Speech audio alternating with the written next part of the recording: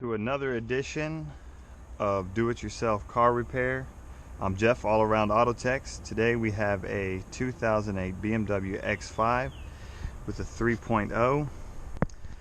We have valve cover gasket leaking, oil cooler seal is leaking, and we're going to also replace the seal that goes for the oil filter housing.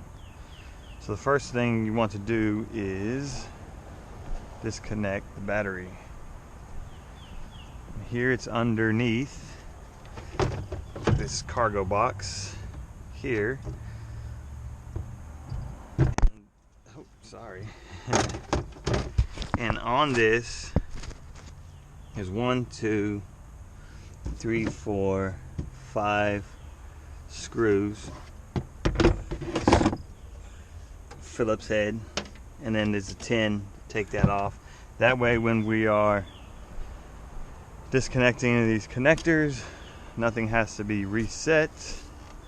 We don't get any shocks or anything. And first thing I did was take this air cleaner duct off. There's a little tab here you pull.